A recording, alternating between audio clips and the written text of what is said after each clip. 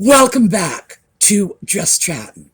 And this is the series of videos we do on Thursday and Sunday evenings just for our own amusement. So, in keeping with our recent videos in which we have sort of taken a deeper look at incidents in Nutmeg's past that sort of skimmed under the radar, mostly because we really needed subsequent events to give these episodes the proper context. In other words, it might have looked like an isolated incident when it happened in 2016. But after a while, we start to see a very disturbing pattern.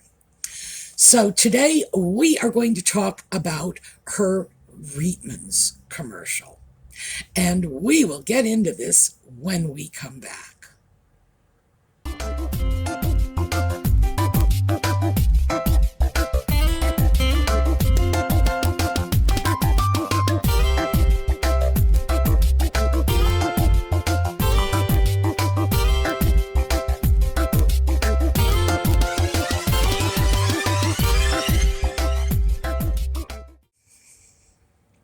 So, Reitmans.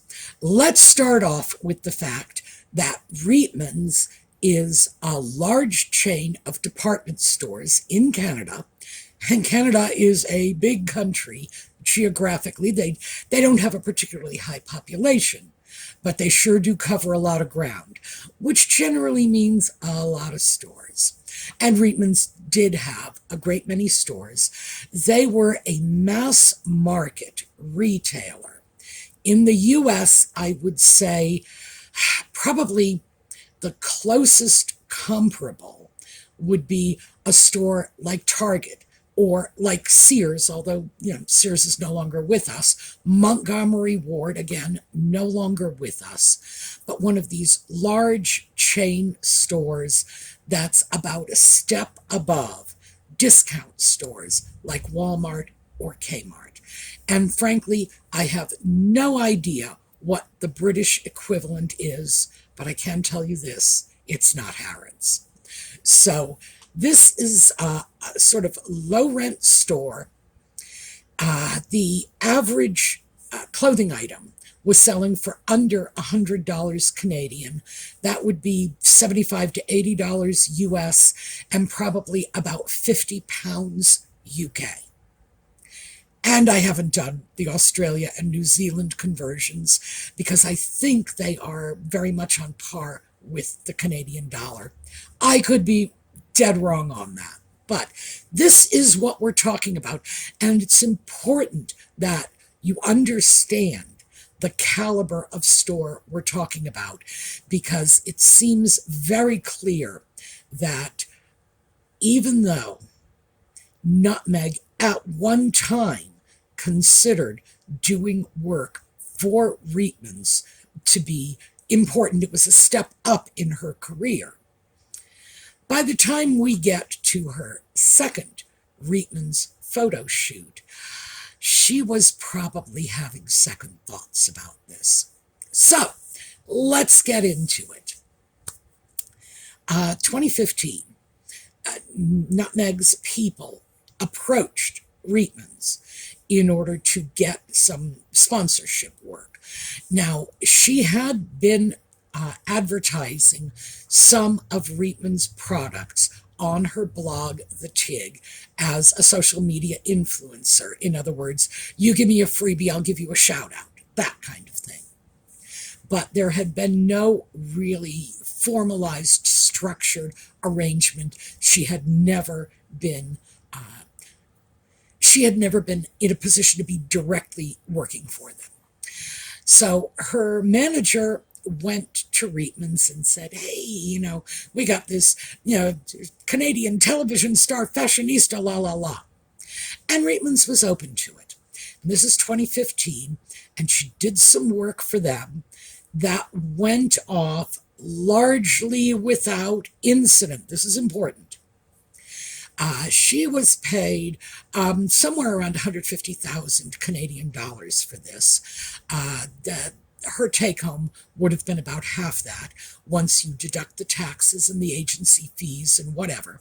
So it wasn't a phenomenal amount of money, but still, $75,000 Canadian is nothing to sneeze at either. She also got 7% of the increased sales that her commercial brought to the company. That's probably a pretty significant source of revenue. And she did bring increased sales. She raised their sales by about 15% with the commercial that she did in 2015. And I actually believe it was a whole series of photo shoots rather than a television commercial. So 2016, they want her back. And she had signed a 2-year contract, which back in 2015, when she had no prospects on the horizon, probably looked very good. But by 2016, her sense of self had become blown up quite a bit, and she really thought she was too big for the Reitmans brand now. So they raised her compensation. It was 200,000 Canadian, and she was working for 8 days, and it would be a commercial and a few other little related publicity pieces. And the trouble started before the cameras even began rolling. Nutmeg disliked the storyline of the commercial and began immediately arguing with the director and the creative people that she wanted something very, very different because they were featuring the clothing. The clothing was the star of the commercial in the minds of these idiots. They didn't realize Nutmeg should be the star of the commercial. Eventually, although they argued with her initially, eventually they just gave up and gave in. Giving in to Nutmeg was apparently the path of least resistance, which I think we can all understand. But the commercial had to be shot. They had 8 days to make the commercial. They had a budget. They had people on payroll. They needed to get the job done. And it seems very likely that that is why they gave in, just because they realized that nothing was going to happen if they didn't. Nutmeg had just trenched in and began throwing temper tantrums. Like, okay. And it wasn't just about the commercial. They had her in a suite at the Place d'Armes in Montreal, which is a nice hotel. She didn't like that. She needed to go over to a more expensive hotel with a better suite, and they had to send her pictures of all the prospective suites so she could choose. And she had to be signed in under an assumed name because she didn't want to be harassed by the staff and the other guests and the paparazzi. Well, the hotel refused. Now, again, this is another thing that is perfectly understandable. If you are a respectable hotel, and this was one of the pricier hotels in Montreal, you don't want to get known as a place where people can come in and register as Mr. and Mrs. John Smith, because the next thing is paying by the hour. No one wants to be known as that sort of cringy assignation spot. So of course they weren't letting her sign in under an assumed name. I'm honestly, I'm surprised they didn't just sniff in that very French way. But as it turns out, by the way, she wasn't accosted by guests or hotel staff. There was not a single paparazzo to be seen, but it is indicative of who she thought she was at this point. And remember, the cameras haven't even started rolling yet. So she shows up on the first day on set. No one is allowed to talk to her. She has designated people on the crew who may approach her and speak to her. She doesn't even make eye contact with anyone else. So all of those silly little stories from Suits about how she would bake banana bread for the crew and she would always go in and speak with them and ask them how their day was. Yeah, right. Well, the Reitmans team certainly wouldn't be going along with that one. She was beyond diva-ish with these people. She brought her own hairdresser and her own makeup artist. At this point, she was actively playing the black card, which is how she was able to bring along her hairdresser by saying he was the only one who could work with her black hair. It's like, yeah, let's just play this game for a while. So she has them flanking her like two bodyguards. And she goes on to the set. When the camera is rolling, the camera stops, she retreats to her dressing room. Oh, by the way, she had to get pictures of those rooms in advance, too. So this was not going well. The first day that she was there, she managed to greatly offend a manicurist and all of the crew as well, who witnessed the event, because they had brought in a manicurist. She wanted to have her nails done, and she had been talking to her makeup artist and her hairdresser, and the manicurist is working on her. And the manicurist joined in the conversation in some way. I don't know what was said or how it was said, but I've been in hair salons with manicurists and hairdressers, and you know what it's like. If you've been there, you know what it's like. Conversations are going on, and there are times when you are yelling a response to somebody on the other side of the salon. These are just very informal places. But apparently Nutmeg didn't like the idea that this lowly manicurist was inserting herself into Nutmeg's life. And she was apparently very rude and very hostile to the manicurist, which was witnessed by a lot of the crew. The manicurist later said she was stunned by this, that it was just sort of a stupefying event. Why would anybody do this? And that it still troubled her. That, in other words, she was left traumatized by Nutmeg's extremely hostile reaction to this. So, in fairness, because we don't just take anybody's word for what's going on, any manicurist who is accustomed to working with the general public, total strangers, who is traumatized by some unpleasant words, has issues that should probably best be dealt with in therapy. Just going to say that.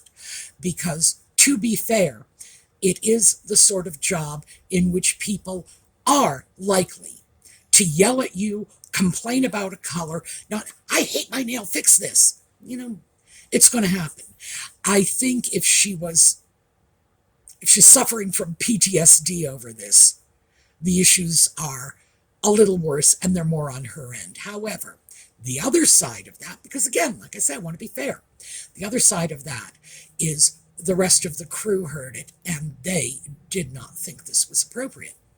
Set the tone. So you have Nutmeg coming in with the hairdresser and the makeup artist flanking her like her bodyguards, shows up. However, when the camera rolls, Nutmeg just starts exuding sweetness and light. The commercial, by the way, I've seen it, is very good. This turned out to be a good commercial, and there's no indication of what was going on in the background when you watch the commercial. But it got so bad, and I do love this, it got so bad that the crew, remember this is Montreal, began speaking French. They cut her out of the conversation. They just switched over to French, and there is Nutmeg standing there like Mickey the Dunce, wondering what's going on.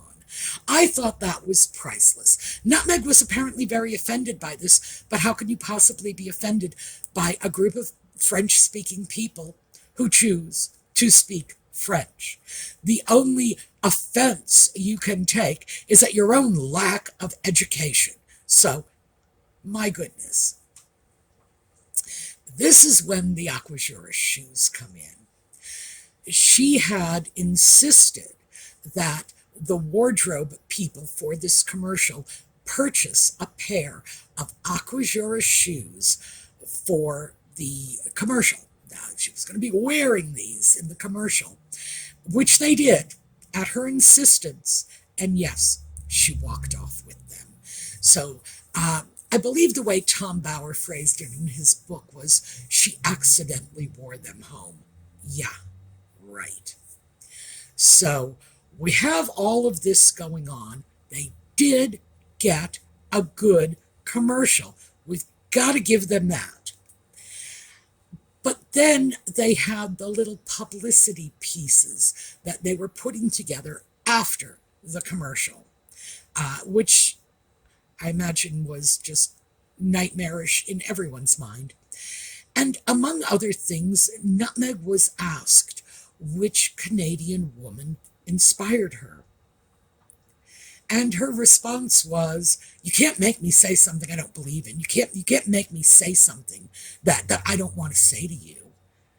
Because, obviously, she does not know any Canadian people. She had asked for suggestions, if they were going to throw anybody out there. But eventually that was her final response. You can't make me say something I don't want to say. No Canadian woman inspires me. End of story. Meanwhile, of course, I'm thinking to myself, Josie Kurtz. Josie Kurtz! Josie Kurtz commanded a battleship. How can you not be inspired by that? And that's just one of dozens of Canadian women who have had remarkable accomplishments. She just happens to be my favorite. If someone had asked me that question, oh yeah, Josie, I want that battleship. So it was, to say this was an offensive statement to all of Canada by saying there was not a single Canadian woman she found inspiring is such an understatement. It leaves me wondering how it is that woman can have a single fan, male or female, in the entire country of Canada. You just don't diss a whole nation like that and not have to be called to account for it. So yes, and my Canadian friends, on behalf of the entire United States, I am so sorry she said that. But I believe she said it strictly out of ignorance, that she is so ignorant she could not even think of a single Canadian woman. Remember, governors general, prime ministers, they've had a female governor general, a female prime minister. Josie Kurtz, it's just, we can't leave my girl behind. Josie Kurtz and the battleship. They've sent a woman into space, and she couldn't think of a single woman she would describe as being inspirational to her. So I think this was nothing more than a slap at the entire country simply to conceal her own ignorance. But we've got some follow-up on this because, as I say, the commercial went well and they had a good result at the end of, well, I was going to say the end of the day, but it was at the end of 8 days. But let's just take a look at, these are some quotes from people who worked with her. She was always fed up, one crew member noted, sighing, huffing, and rolling her eyes at things. It was heavy going working with her. Another noticed that she would be super sweet with the hairdresser and the makeup artist, and within seconds turn to the crew and be super disagreeable. The director at the end of the commercial had said, "That's the last time we'll work together." Turns out he was right. An executive looks at a cameraman and said, "It's nice suffering with you." And here's my favorite. Jean Malik, who was the third director, left the following Facebook post: "She is definitely the meanest person I've ever met. Just saying." So a female team member was very clear.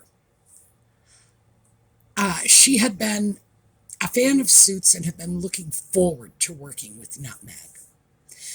Quote, "Instead, I thought she was a bit of a bully, filled with a narcissistic entitlement complex that had everyone walk on eggshells, as well as the agency and production teams work around the clock under tremendous stress with no demonstration of appreciation at all. More often than not, sarcastic, condescending, demeaning criticism." So, subsequently, of course, we have heard that this is how she treated the staff at Kensington Palace. Well, we've got all of this dating back to 2016. And I would say, hey, once is a bad day, blip on the radar. But when you repeatedly treat people like that, it is a pattern. So, do I think she's a bully? Absolutely. We have too many sources for it. Now, of course, I love the fact that she has responded by saying, no, she's the victim of bullying. That is just priceless. Hey, I got bullied too.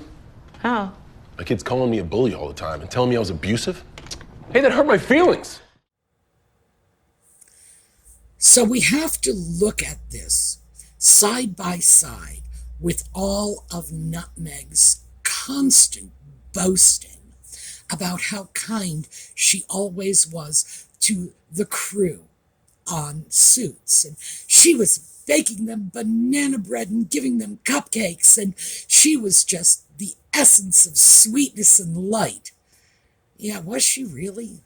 I mean, seriously, these two situations just, there's such a disconnect here.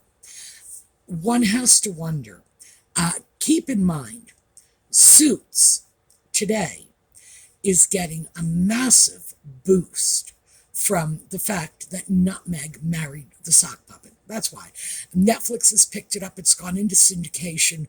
It's a big hit now, much bigger hit than it ever was when it was on network television. And the reason it's a big hit is Nutmeg and the sock puppet. That's all. That's what's going on here. They benefit from her celebrity. And I could understand that under those circumstances, they are not going to say anything unpleasant about her. But the Reitmans people know. And I should also say, if I were the owner of Reitmans, I would have dredged that commercial out. As I say, it was a good commercial. And the moment Nutmeg's engagement was announced, I would have put that thing on primetime television at least once or twice a week, like indefinitely. Probably would have been a fantastic source of revenue for them. But in terms of what we know about Nutmeg's ability to work with others, remember that mark you got in kindergarten on your report card, works and plays well with others? Yeah, I have a feeling that she probably didn't do too well in that category. But what was going on? She was actively abusive. She was actively bullying people. She was putting people into horrific situations. They had a job to do. They had to get it done. And she was making their work life intolerable. I guess the good news is it was only a week. The bad news is, a week in hell is still a week in hell. So, this is what we have from Reitmans, 1 week out of Nutmeg's life that we have fairly well documented. So, hey, imagine how much worse it gets when she is completely in private, when she is dealing with people who are not going to the press, not going to authors to share their stories. It boggles the mind. But, Reitman's 2016, yeah, that could fly under the radar. In light of the subsequent bullying allegations, no, we cannot dismiss this. It is an established pattern of behavior, along with all of the rest of the allegations that we are hearing coming out all the time. The diva behaviors, the demands for private jets and first-class accommodations and, et cetera, whatever freebies she can get, including the Aquashura shoes. So we are looking at this now. I am looking at this now in terms of what we can learn from her past behavior to help answer questions about current behaviors. Because, we're still dealing with the whole bullying of the Kensington Palace staff issue. I don't think that has been put to bed, no matter how much the royal family may say, well, we're putting this to bed.